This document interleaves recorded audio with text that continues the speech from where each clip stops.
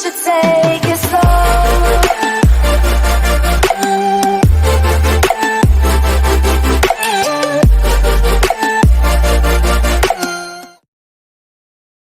안녕하세요. 저는 30대 평범한 남자 직장인입 저에겐 저보다 2살 많은 형이 하나 있습니다. 여느 형제가 그렇듯 어릴 땐 치고받고 많이 싸워. 그러다가 둘 다 고등학생이 되고 제가 형보다 덩치도 커지고 키도 커지면서 우리는 싸우지 않게 되었어요. 그리고 형과 제가 군대를 갔다 오면서 둘이서 술을 마시는 경우도 많아졌고 그때부터는 좀 친하게 지내게 되었어요. 가끔 형 친구들이 술 먹을 때 저도 가서 같이 먹기도 하고 제가 친구들과 술 먹을 때 형이 오기도 하고 그런 사이로 발전하였죠. 그리고 전 미대를 다녀서 여사친이 좀 많은 편이었고 형은 늘 그것을 부러워했었죠. 제가 졸업 전시회를 마치고 함께 전시회를 준비하던 동기들이랑 뒤풀이를 하고 있었는데 형이 근처에 있다고 하면서 뒤풀이 장소에 왔어요.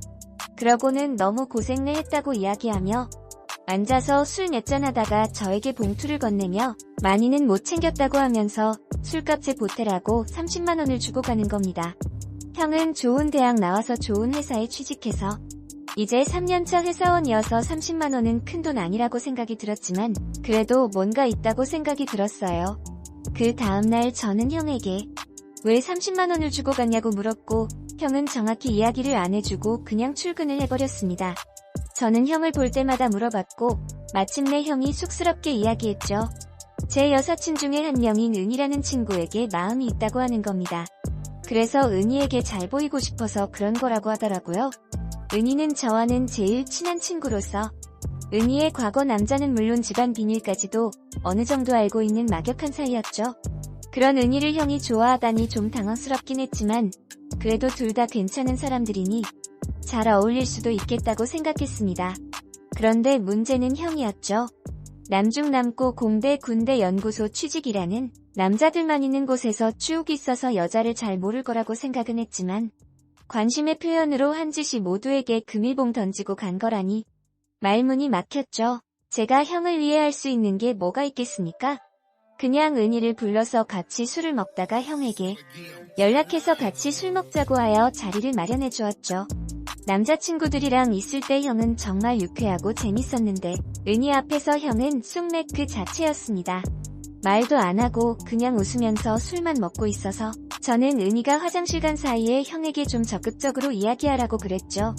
그리고 형은 심기일전하여 이야기를 주도하기 시작했죠. 그러다가 치명적인 실수를 하게 되었죠. 형이 군대에 가보니 편부 편모 이혼한 가정이 굉장히 많더라. 나는 양친이 다 계신 것에 너무 감사했다고 말을 했죠. 그런데 문제는 은희의 부모님이 이혼을 하셨다는 거였죠. 은희는 갑자기 형에게 이혼한 가정의 아이들은 불행한 거냐며 쏘아 붙이기 시작했습니다. 형은 당황해서 그런 의미가 아니라 그냥 내가 양친이 다 있는 게 감사한 거지 이혼한 가정의 아이들이 불행하다고 말한 게 아니라고 말을 했지만 은희는 이미 취해서 멈출 줄 몰랐습니다. 계속 쏘아 붙이던 은희는 결국 형에게 소리를 질렀고 자리를 박차고 나가버렸습니다. 형은 자기가 잘못한 거 아니냐며 풀이 죽었고 저는 형에게 힘내라고 말하는 수밖에 없었죠. 다음날 은희에게서 연락이 왔는데 어제 기억이 가물가물한데 무슨 일이 있었냐고 저에게 물었고 저는 모든 것을 사실대로 이야기해 주었습니다. 은희는 형에게 너무 미안하다며 연락처를 달라고 했죠. 뭔가가 희한하게 잘 풀릴 것 같다는 생각이 들어서 형 연락처를 알려주고 바로 형에게 연락하여 은희한테 연락이 올 테니 형도 사과를 하고 사과의 의미로 밥 사준다고 해서 따로 만나라고 알려주었습니다. 그때부터 형은 은희를 만날 때마다 입고 나갈 옷부터 식사 메뉴까지 저에게 많이 물어보았습니다. 그렇게 저는 열심히 형을 코치해 주었고 두 사람은 연애를 시작했고 결국 6개월 전에 결혼을 하게 되었습니다. 친형과 내 여사친이 결혼하다니 신기하기도 하고 또 이렇게 된 데에는 나의 지분도 상당하기 때문에 뿌듯하기도 했죠. 그러던 어느 날 엄마가 형네 집에 반찬 심부름을 시켜 형네 집에 가게 되었습니다. 은희, 아니 형수님을 만나 오랜만에 같이 점심도 먹고 카페에서 수다를 떨고 있었죠. 그런데 형수가 고민이 있다고 이야기하였죠. 저는 예전 대학 시절 생각도 나고 해서 그때처럼 편하게 이야기해보라고 했어요. 잠시 망설이던 형수는 저에게 형이 밤에 잠버릇이 너무 심하다는 겁니다. 저는 밤과 잠이란 단어만 듣고 순간 놀랐습니다. 하지만 다행히도 형의 잠버릇 문제였죠. 형이 잘 때 이를 갈고 코를 너무 많이 곤다는 겁니다. 게다가 자꾸 자기 배에 다리를 올려서 힘들다는 거예요. 그 얘기를 듣고 한참 웃었습니다. 사실 형이 어릴 적부터 잠버릇이 고약하긴 했어요. 어릴 때 집에 방이 2개라 하나는 부모님이 쓰시고 하나는 형이랑 저랑 썼습니다. 그때부터 형은 걸핏하면 저의 이불을 뺏어가고 코를 골고 이도 많이 갈았는데요. 저도 굉장히 스트레스 받는 부분이었습니다. 나이 들고 나서는 좀 괜찮아질 줄 알았는데 그것도 아니더군요.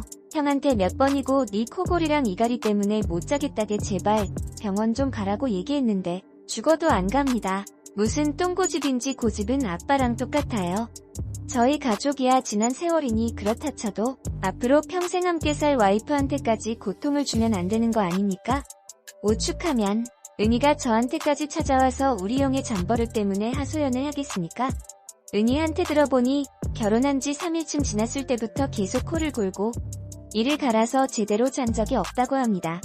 우리 은희 피부는 좋았는데 어느새 안색이 안 좋아져 있더라고요. 그래서 은희에게 그럼 형한테 말을 하지? 왜 나한테 찾아오냐 물어보니 형이 말을 안 듣는다는 겁니다. 자기도 너무 스트레스 받아서 코골이 병원 좀 같이 가자고 100번 얘기했는데도 안 듣는데요. 진짜 신혼인데도 갑방 써야 하나고 느껴진다고 합니다. 우리 형, 우리 가족 말도 안 듣더니 결국 와이프 말도 안 듣더라고요. 은희의 고민을 듣고 헤어진 후 저는 형에게 따로 말했습니다. 그러니 형은 여전히 사람 사는 게 그런다. 자연스러운 현상이다 등 자신의 잘못이 아니다라는 생각을 하고 있습니다. 제가 소개를 시켜주고 결혼까지 골인했지만 형과 형수 사이에서 참 부끄럽고 난감합니다.